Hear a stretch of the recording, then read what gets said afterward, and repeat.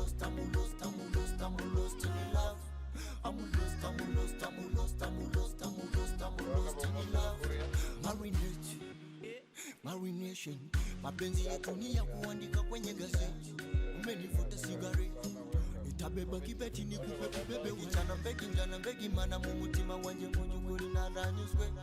Sunny set, sunny shine, penzi jamu, penzi tam we. Iwanguka, ni wewe unyiza hangover. Iwanguka, umjarire ungu na koga. My babe, I'm lost in love. I'm lost in love. I'm lost in love. You love me, my babe, I'm lost in love. I'm lost in love. I'm lost in love. I'm lost, I'm lost, I'm lost, I'm lost, I'm lost, I'm lost in love. I'm lost, I'm lost, I'm lost, I'm lost, I'm lost, I'm lost in love. Ido, unanimaliza na do, ido yanima ringo, umenishikisha kama ringo. I've seen a lot of girls, but none of them are sweet like you. You take away the sadness anytime I chill with you. Oh Lord, let me switch off my phone just tonight, so that it's gonna be just me and this girl. Baby, my babe, I'm lost in love. I'm lost in love. I'm lost in love. Baby, I'm lost in love. I'm lost in love. You love me, my babe, I'm lost in love. I'm lost in love. I'm lost in love. Baby, I'm lost in love. I'm lost in love. I'm lost in love. I'm lost, I'm lost, I'm lost, I'm lost, I'm lost, I'm lost in love. I'm lost, I'm lost, I'm lost, I'm lost, I'm lost, I'm lost in love.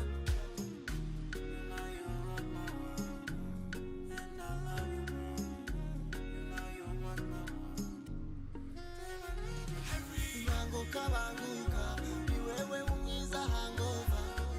Iwanguka, umjarire ungu na koga. Iwanguka, ni wewe unyiza hangover. Iwanguka, umjarire ungu na koga. Yes, the speaker, my name is TattuhMiles in the building. Gallas.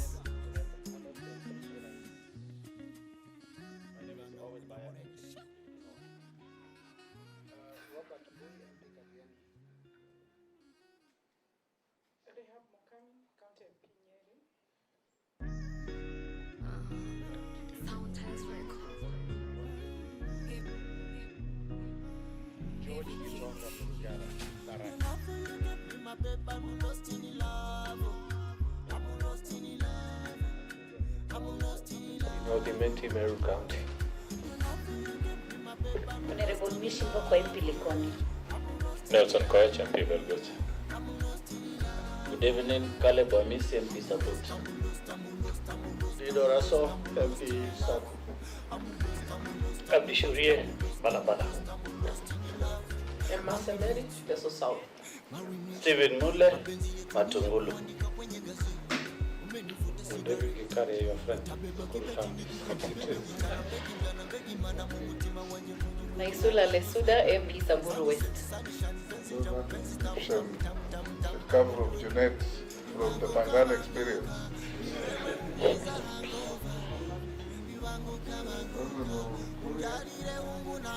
sir. It's not adversarial, like we have told all members. We want to have a candid, open exchange of ideas. Members are interested in establishing your suitability for the nomination you have gotten as our Minister for Trade, Investment and Industry. We want to have a cordial exchange, observe basic rules of the committee, address the committee through the chair. Members will also ask you questions through the chair. We limit any direct exchange between yourself and the committee members, and we will encourage you to answer questions as precisely, as concisely, as they are asked, and members asking also expect you to be concise and precise. And in the interest of time, when you ask a question, give time to the nominee to answer. Let's not veer off the line too much. I will now ask you to present certain documents, which if you have sent to us and you have the originals, they will be compared by the clerks and the originals will be given back to you. Do you have the compliance with tax obligations? That's the KRA tax compliance? Yes, I do, Mr. Chair. Clearance with the Higher Education Loans Board? Yes, I do. Clearance with Ethics and Anti-Corruption Commission? Yes, I do. Certificate of Good Conduct from the DCI? Yes, I do. Have you ever been charged in a court of law and convicted of an offense? I've been charged but never convicted. Are you a dual citizen of Kenya and any other jurisdiction? No, Mr. Chair.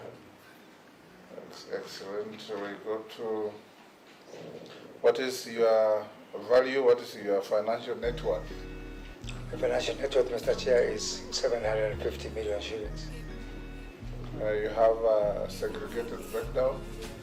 I do not, but I can proceed to tell you the distribution. You can tell the committee on how Thank you, Mr. Chair. My net worth is comprising of real estate development and shares held in unlisted companies in my business concerns, in manufacturing, in fintech, and in energy sector. Excellent. And Chair, yes, I wanted you to, not to interrupt you, Chair. He's the chairman of Independent Petroleum Dealer, so whether the shares are there. Chair, I said as much, but Honorable Junet being one of my members, I welcome that. Thank you. we may require both of you to disclose further and better particulars. Honorable members, I'll open the floor by asking the Honorable Moses Kuria that will give you 10 minutes. If you spend less, the better. That clock will start ticking. We should be done with you in 90 minutes. Tell us the story of your life till the arrival of where you are sitting. Thank you, Chair. I was born 51 years ago in Gatundu South in Kiambu County. I attended primary school in a school by the name of Gidoya Primary in Gatundu South. That is between the year 1977 and the year 1983. I attended another school called Itulo High School in Gatundu South for my O-levels between the year 1984 and 1987, and I passed with flying colors. I proceeded for my A-levels, Thika High School, between the year 1988 and the year 1989. Again, I passed well, and I was admitted to the University of Nairobi, between the year 1990 for a Bachelor of Commerce degree, specializing in accounting and finance. I graduated in the year 1993, and between 1994 and 1995, I worked for various organizations, including Total and Lion Blair Investment Bank. In the year 1995, I joined Standard Chartered Bank all the way to 1999. And in the year 1999, I was poached by a bank in the Kingdom of Saudi Arabia by the name of Al-Aji Bank, which happens to be the largest Islamic bank in the world. I worked there for 4 years, and in the year 2003, I teamed up with my colleagues in the Gulf region, and we set up a banking and financial sector consultancy by the name of Walmart International, and we consulted for banks and other organizations in the area of technology, Islamic finance, and business processes across the entire Middle East. Represented some leading companies in technology from Europe and India, in Middle East and North Africa, and later on the entire Africa. I came back to Kenya in the year 2007 at the invitation of the late Mwai Kibaki, who was my friend, and he asked me to assist as a consultant in his government, and I worked in that role until the year 2008. In the year, the Honorable Uhuru Kenyatta as his technical advisor on trade matters. Later on, the Honorable Uhuru Kenyatta was transferred to the National Treasury as the Minister for Finance, and I moved there as also technical advisor in the Treasury until his election as president in the year 2013. In the year 2014, there was a by-election in Gatundu South constituency following the sad demise of the then Member of Parliament, Honorable Joseph Ngugi. I offered myself for election in that by-election, and I won. I was a person in the new constitution to be elected and opposed. Let alone some members who are sitting here would copy from me, including Honorable Kimani Shaw. And later on, to the year 2017, I was again re-elected in the Tolu South until the year 2022. And I held that job. I offered myself to be the governor of Kiambu County. I did not succeed. And I was then nominated by President William Samoei Ruto to be the cabinet secretary in the docket of in the Ministry of Investment, Trade and Industry. And that's how I am here, Mr. Chair. Thank you. Thank you, Moses Kuria. I now open the floor to members. Honorable members, I'll restrict on direct one question each for the member, the nominee to answer in the same manner. Majority Leader. Thank you, Honorable Speaker. Maybe I should also begin by sharing interest because the Honorable Moses Kuria, besides being my colleague, has been Member of Parliament in my county and my very close friend since we joined Parliament together. But Honorable Speaker, that being so, here is also copied, he attended the University of Nairobi, having missed attending the Alliance High School, Tuituru Boys, so Ituru Secondary School. But that being so, Honorable Speaker, the Honorable Moses Kuria, you're taking over a docket that is very important. And trade between our country and Uganda, you know, Uganda is our topmost bilateral trade partner in the region. But there exists huge potential between our country and Ethiopia. I would want to hear what your thoughts are in relation to cross-border trade between our country and our neighboring country, Ethiopia, and access to the African free trade area in the larger region. Also on matters to do with trade, you are aware that our traders here in Nairobi and in many other urban centers suffered immensely under the previous regime, especially our traders in downtown Nyamakima, Kamukunji, in Isli. And since these are trade docket issues, right from the question of standards and caps to the smooth clearance of goods at the port of Mombasa, I would also want to hear thoughts on that. Honorable Speaker, if you indulge me, the Honorable Moses Kuria has also indicated that he has been charged severally. I think he forgot the word severally, but he has indicated he has never been convicted. However, Honorable Moses Kuria, there is an affidavit that has been filed by a petitioner who alleges that you once confessed to having received some bribe somewhere. I don't know the authenticity of these allegations, whether it is indeed true, as the petitioner says, that you have confessed to having taken a bribe. That, Honorable Speaker. So, good.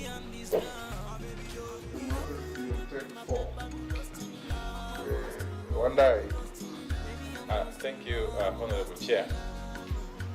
Honorable Kuria, you know, unlike some of us in this room who know you, okay, a number of Kenyans out there tend to misunderstand you.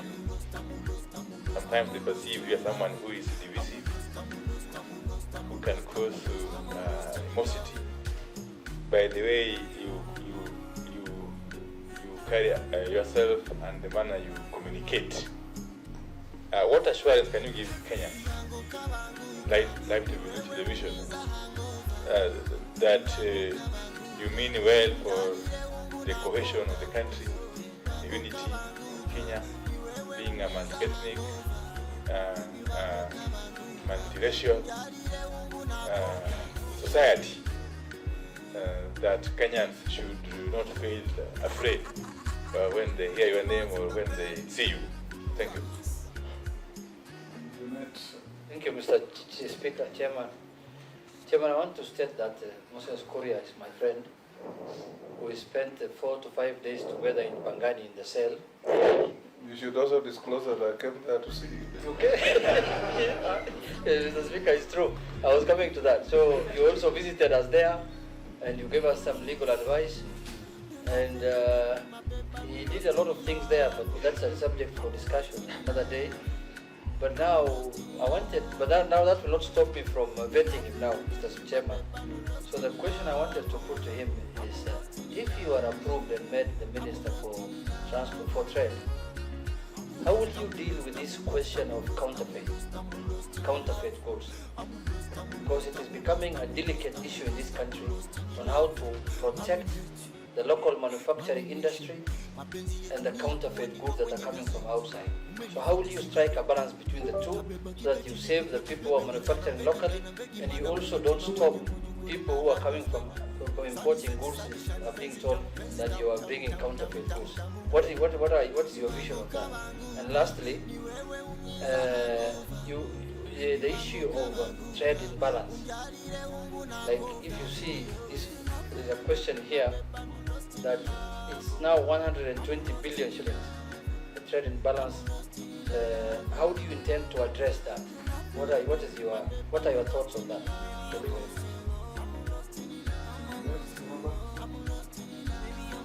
Yeah, thank you, Chair.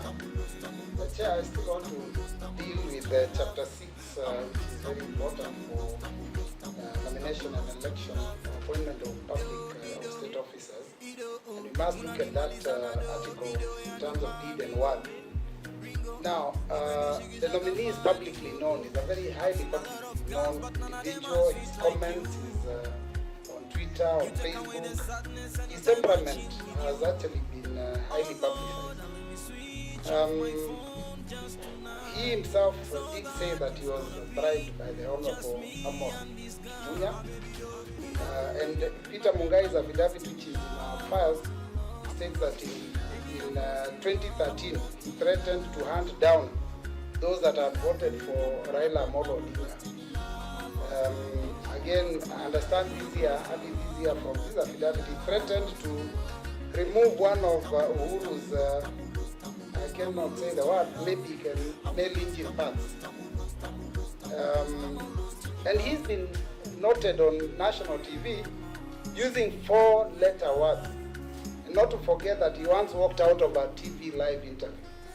So I'd like to ask the nominee, do you honestly feel that you sufficiently qualify to pass the integrity test?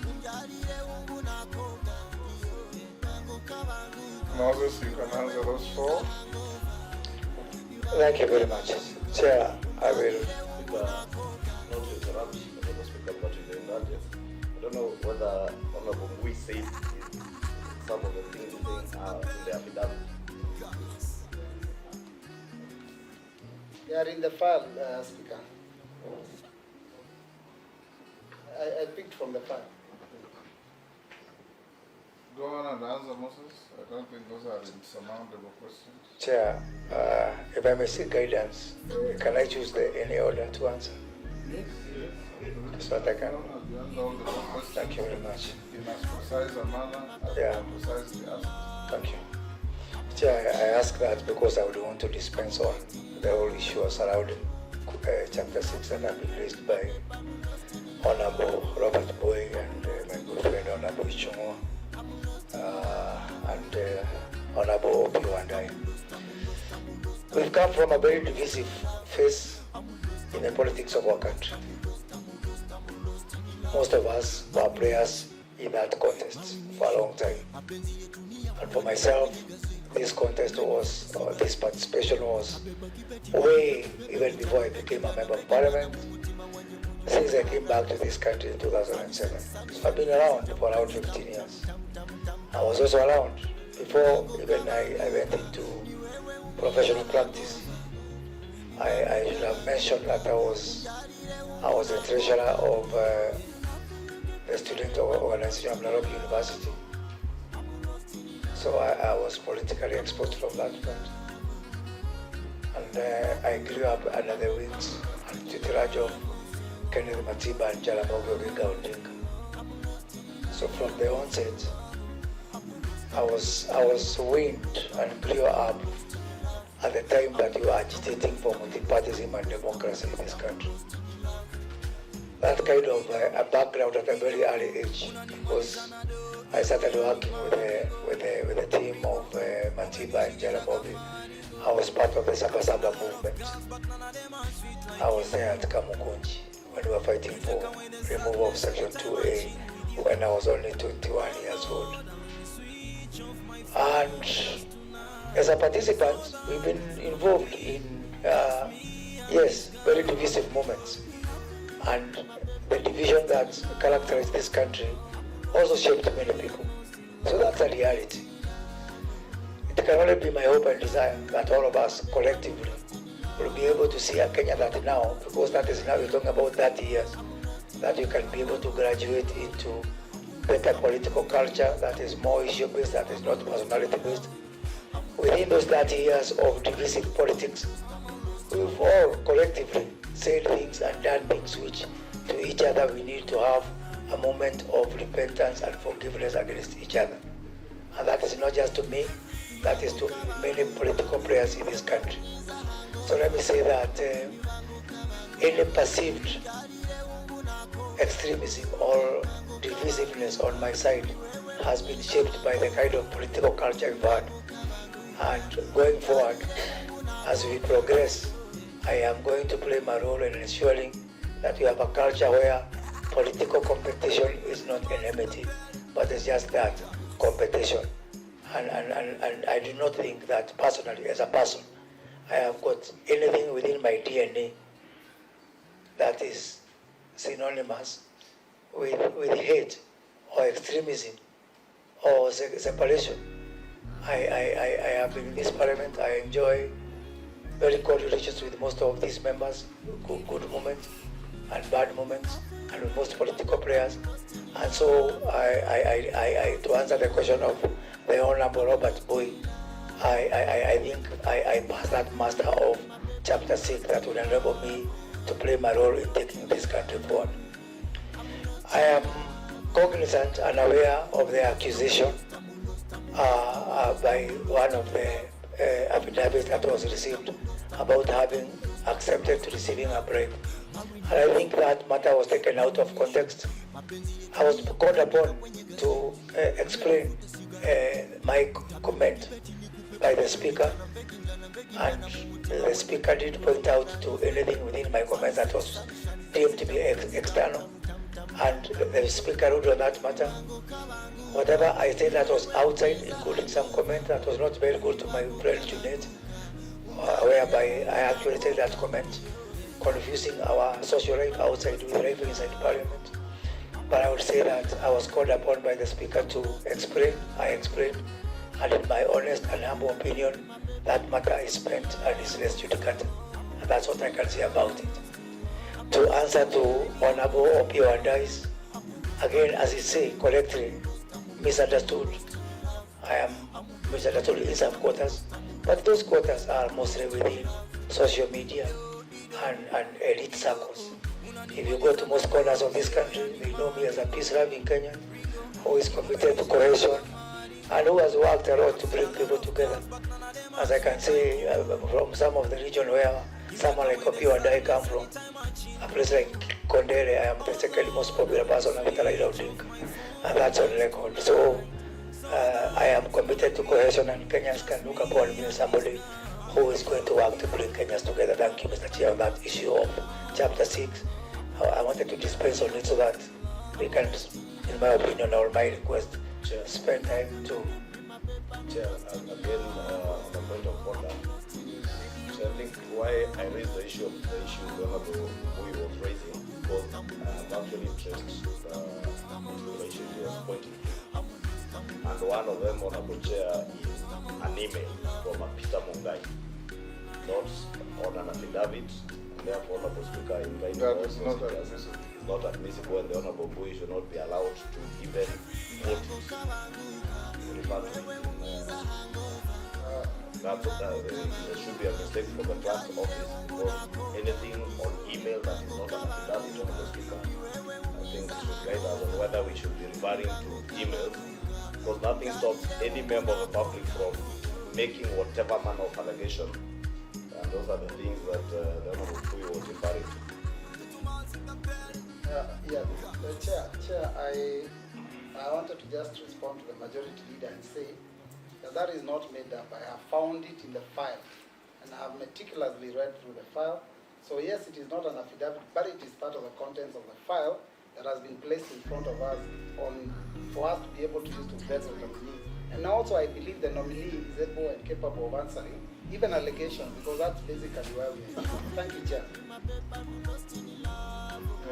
You know, the standing orders is very clear that any member of the public who wishes to bring to the attention of the committee anything adverse against a nominee must bring it by way of affidavit. The clerk tells me that out of exuberance, they decided to pass on to the nominees even materials that were not admissible under the standing orders.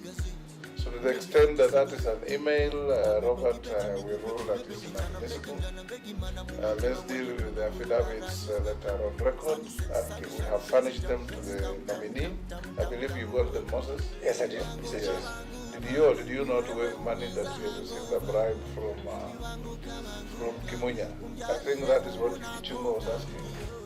Chair, I think when I waived the money, I did not say it was from Kimunya. I was only pointing out that there has been efforts to control Parliament from outside. And I believe Parliament is a very important institution. And if I am approved by this House Chair, I will do everything possible to ensure that for those of us in the executive, leave Parliament to do its own work. Are you waiving your own money? Yes, I was waiving my own money. Batch of 4? Chair, I think I have some questions I need to answer. Oh, okay. I wanted to dispense on okay. Fine. Chapter 6 issues. So the remaining questions? yes, so on the question by Honorable Shongwa about Ethiopia, indeed, as a very pertinent issue. Ethiopia is a huge market, 120 million in population. It represents a very big opportunity for Kenya in terms of matters trade. And not just Ethiopia, the whole of Africa is a very huge opportunity. Kenya has deposited all the instruments under the Africa Continental Free Trade Area. And if I'm approved by this House, one of my priority areas is to ensure that Kenya exploits the huge potential of intra-Africa trade. Currently, intra-Africa trade is only 19%, and this is a conversation we'll be having with my colleagues across Africa to be able to raise this percentage to somewhere even in the region of our East African community, intra-regional trade, which is now standing at 45%.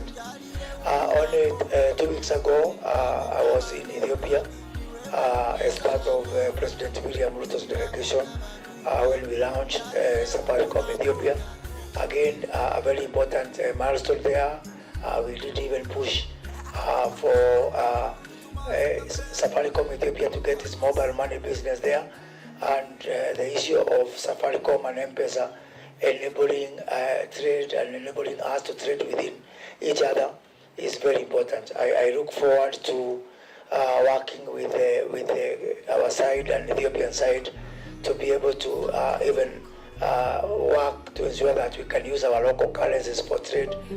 Both countries, Kenya and Ethiopia, are having some challenges on the forex market, and so there exist opportunities for us to use our local currencies for trade. We have now around 35 countries have reported instruments within the ACFTA, and indeed opportunities do abound. Again, 2.5 weeks ago, Kenya did flag off, President Ruto did flag off the first consignment of tea to Ghana under the Africa Continental Free Trade Area Guided Trade Mechanism. President Ramaphosa is expected here in the next few weeks in this endeavor of ensuring that Africa, before we look for markets beyond our borders, we exploit what exists here. I've been a question about our traders in the informal sector, in Nyamakema, in all other areas. And it's true that our business community and traders have gone through very difficult times having their goods auctioned. We've had before presidential events for banning of goods. Not before we used to have banning of ivory and such kind of things. Now we've had presidential events for banning of goods and what. I would want to assure our business community that if I'm approved for this position, I will ensure that our people are free to do business and to have an environment where they are not. We have to stop the culture of criminalizing enterprise, and that's why we say Kenya Kwanza, that every hustle matters. The question by Honorable Juliet Mohammed about counterfeit is very important. But let me say this about counterfeit. If I've had this discussion with our anti-counterfeit agency, I would wish that the efforts we extend to fight counterfeit is for protecting local manufacturers. And if I'm approved for this position, I'll do everything possible to protect local manufacturers. We have to grow our manufacturing. Our current GDP contribution from manufacturing is 7.5%. This is not acceptable, and it is my endeavor to see this grow to 20%. So in doing this, we have to protect our local manufacturers. Now, does our current effort of fighting counterfeit protect local manufacturers? Yes and no. In most cases, you will find that our fight against counterfeit is for protecting holders of IP for imported goods, not for local manufacturing. I have one example where some 2 weeks ago, I got a call from a certain member of parliament about to asking for some opinion or some help, because some people, some of youth from his constituency had been arrested for selling some shoes which go by the name of Timberland, which were said to be counterfeited. And I was wondering, and I had to ask my son, because I'm not very conversant with this brand, how would I know, as a cabinet secretary nominee even, genuine Timberland, which is not manufactured here in Kenya, and imported Timberland? And I would wish that effort, or those boys were arrested for counterfeiting butter shoes, so that we know we are protecting our butter shoe factory and the jobs which are there. So we need to look at this issue of counterfeit and ask ourselves, are we just protecting holders of IP, foreign IP, or are we protecting local industry? If it is about protecting local industry, we will do everything possible. If it is just about protecting foreign IP, this is a conversation we are going to open with holders of foreign IPs. And I'm glad that that member, without trying to influence this committee, who asked me for this help, the Honorable Member for Nakuru East is in this committee. So because we need to have this conversation and be able to separate, is it counterfeit or substandard? For substandard, we are going to use all efforts possible to stop substandard goods and believe in ourselves as a country. I have expressed my intention, Mr. Chair. We now have pre-shipment inspection that happens in other countries. And by the way, we do spend a lot of our money, dollars, foreign currency that we don't have, to some very young companies in China and other countries.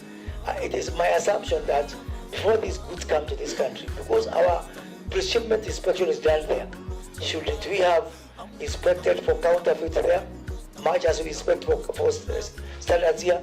Why do we let a container come all the way from Guangzhou, China, come here, and then when it comes here, we talk about counterfeit?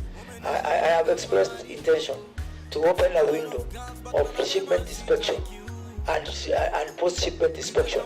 If you choose to have your goods inspected in China, you will have them inspected in China.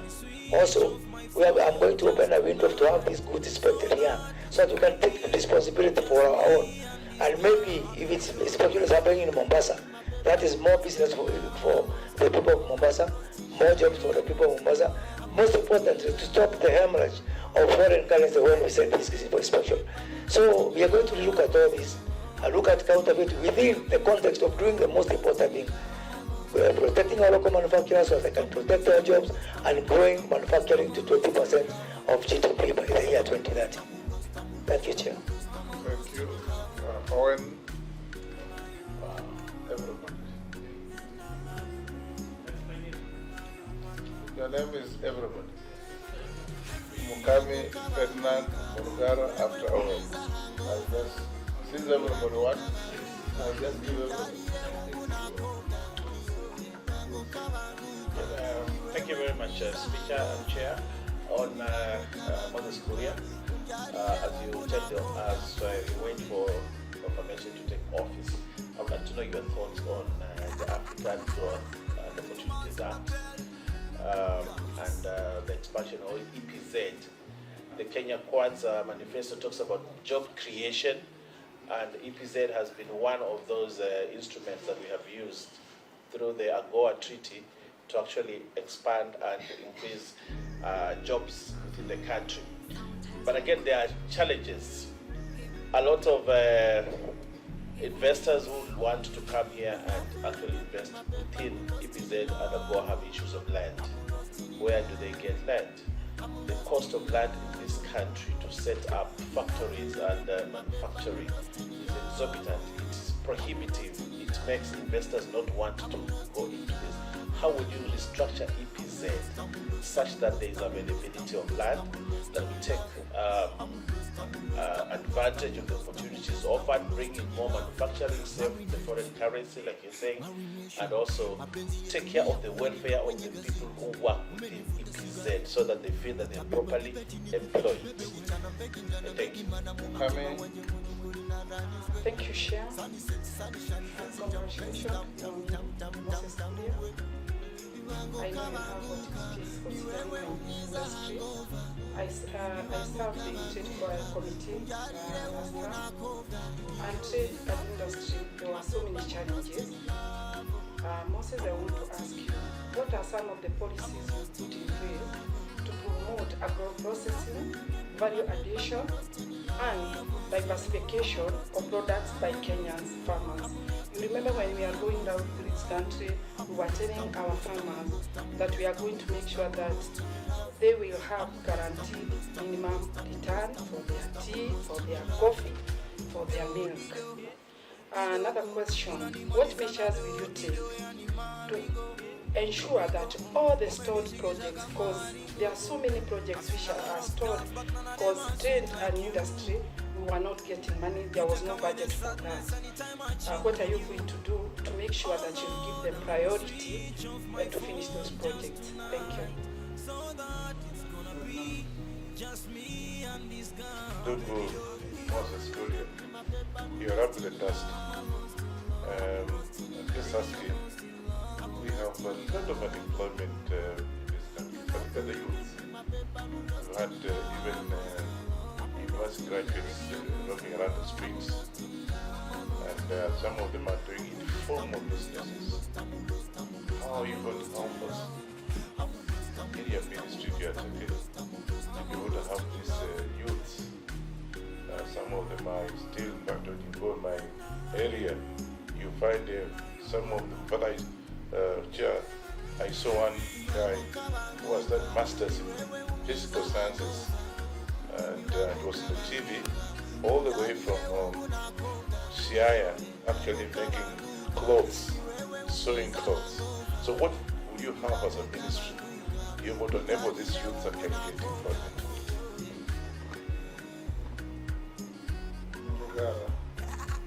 Thank you, Chairman. Nominee, first and foremost, I think you've told us that maybe last week, His Excellency the President flagged off some crop produce to Ghana. My question is on trade. How do we brand our produce which we are exporting such that we do not have other people branding our produce as their own and selling it at better prices than we are doing, because that may be one contributor of the imbalance in trade.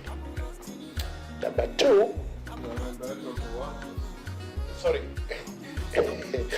let me, the real one now is here. I represent a rural constituency. The real question, that was for Kenya now. Let me ask you something for Tharaka. I represent a rural constituency. We've talked of unemployment, we've talked of everything that is negative about rural constituencies, and I would like to hear from you, what plans do you have in terms of investment and industry in the rural areas and rural towns and markets, including Marimanti, which you know very well in Tharaka, so that those who live down there do not feel that it's only a rural urban migration that can assist them procure jobs, but we would, as a government, be taking jobs to those people in those rural areas. Those are four. Let me add Thank you, Mr. Speaker.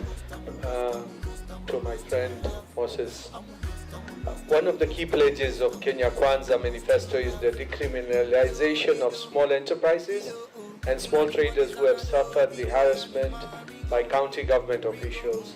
What steps would your ministry take to create viable markets within various towns and promote small-scale traders, including the youths who would want to establish businesses, but innovation is lacking? Innovation is there, but funds for innovation expansion is lacking.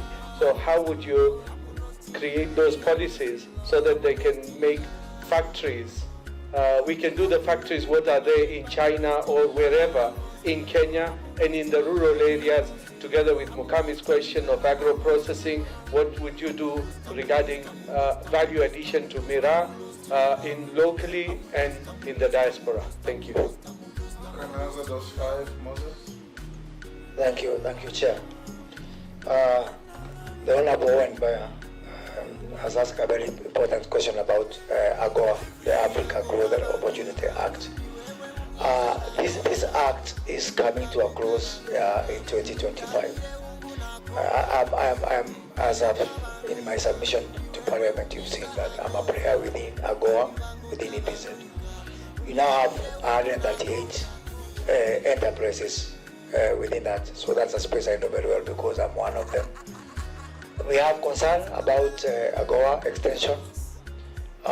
We are watching closely what is happening within the United States. We are supposed to be replacing AGOA with a bilateral agreement which has been in negotiation. It is not clear as we speak about the direction that the Biden administration is taking on AGOA, because there has been mixed signals whether AGOA is going to be extended, whether the Biden administration is still committed to the Trump administration's initiated bilateral agreement with Kenya. And this is a conversation which informally I've been having with the United States.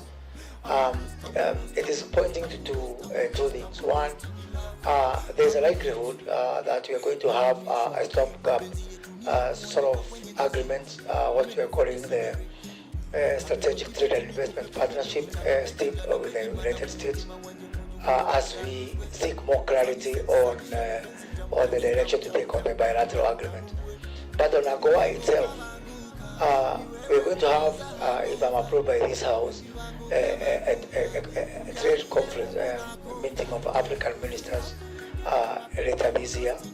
And Kenya is going to push for a common position for Africa that we have to have AGOA extended. Like all agreements, they are also subject to local politics.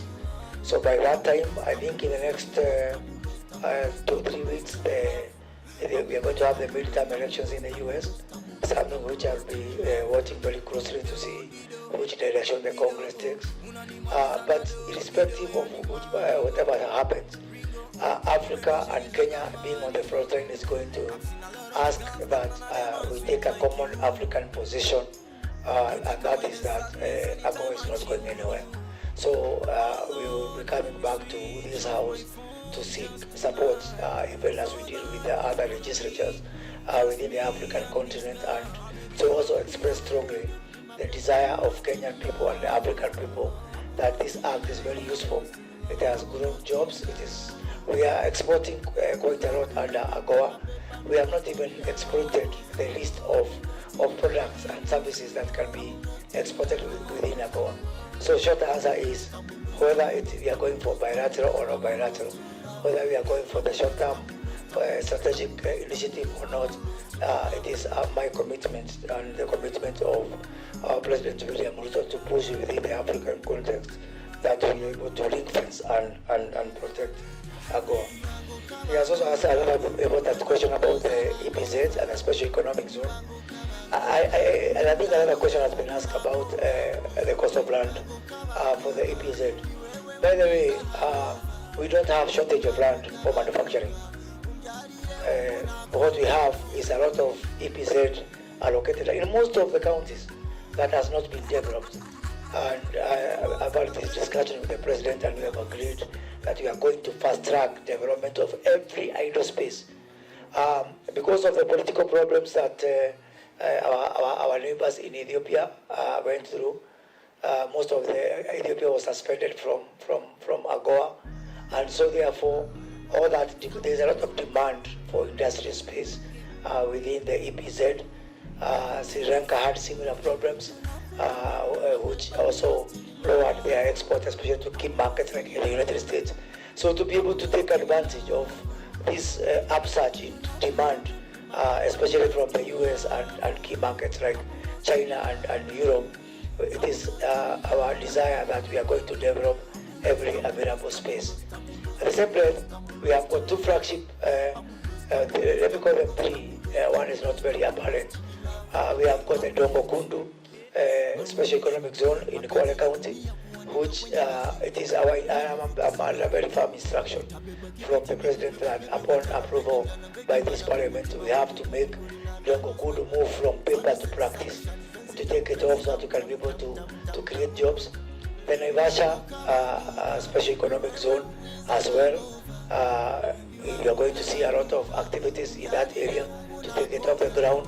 We have got investors who have come in with proposals. I think the immediate past government did proud of one of the major investment projects in Naivasha from Turkish investors. And other economic zones, special economic zones, Konza Development City, which doesn't appear like an economic zone, but actually is a special economic zone that if I'm approved by this House, I am going to be working very hard around the clock to bring in global technology companies within the Konza Technopolis. Two new planned special economic zones. One is a Railway City Development Authority right here in Nairobi, adjacent to the railway, which we hope to be our masterpiece for new urbanization, and the Nairobi International Financial Center to bring together the world leading financial institutions. So these are the public special economic zones. But also our people and also foreign investors have trooped in with special private special economic zones So far, we have got around 13 special economic zones by private entities. Our agenda is to have an open door policy. I know a lot of people have been going out there saying, I have applied for my SEC license, I did not get approval, I have the land, I have the money. It is inconceivable, Mr. Chair, how you can frustrate somebody who have their own land and they have more money. I'm still trying to grapple with that very confusing situation. And so therefore, as a summary, we are going to ensure that we expand our IPZ and we are going to expand the special economic zones to use our public SECs like Dogo Kundu, Lelu City Developments, Nairobi Financial Center and Naivasha, Konza to be able to spur jobs and bring the much needed foreign trade in this country. And as the Honorable Owen Bayer has said, even within those EPZ and special economic zones, we are going to work with the stakeholders to ensure that we also protect the rights of workers, and actually do insist to the buyers of the products that come from EPZ and SEC that we have to commit to fair labor practices and other ethical business behavior. Let me address the question by Honorable Mugabe, which is very, very important, on the issue of, and I think also Honorable Murugala has asked us a related question. Is our manufacturing an urban affair? Is it an Nairobi affair? Is it a big city affair? And the answer is no. Even within our Kenya Kwanza manifesto, we have planned aggregation centers in every county. So I want to assure members that in every county, we are going to have an aggregation center where we can be able to help our dengue farmers and even our miraa farmers to aggregate their export, introduce refrigeration. Shortly after, if I am approved by this House, we are planning a pilot one which was already in the works in Naivasha. But I am having this discussion with the Council of Governors to identify our competitive matrix for each county, because every county has got their unique competitiveness in terms of products, and we are going to ensure that not just for value addition, but from these centers we are going to do value addition, but also promote exports. It is my desire also to have a flagship mega manufacturing project in every county according to the unique needs of every county. Kenya, I am really surprised, Mr. Chair, by the demand by foreign manufacturers and also local manufacturers to set up industries in Kenya. We just have not been doing it right. We have treated our investors as if we are doing them a favor. I am going to go on a knee and bend backwards to ask them to come in there and to show them a map of where Malimanti is. So I want to assure members that this issue of aggregation and having industrial hubs in every county is going to be at the heart of my ministry and in the Kenya Kwanza government. Now, attendant to this also is we have not been fair to our people. Expecting a dengue farmer from Malimanti to know of a market and to know who is a buyer from that market and start trading with them is not realistic. So, coupled with our aggregation centers that we are going to set up in the counties, we want to set up warehouses in key markets. And we have agreed with the President that we are doing 2 pilots of Kenya warehouse. Call them Kenyan supermarkets if you may. It's like a supermarket, but uniquely and exclusive for Kenyan products. One in DRC, in the eastern part of DRC, so that if you are a dengue farmer from Malimanti, or if you are, you export another product, you can be able to take your product from your county aggregation hub to the Goma or Lubumbashi or Dubai, where we are setting up the other Kenyan warehouse. And so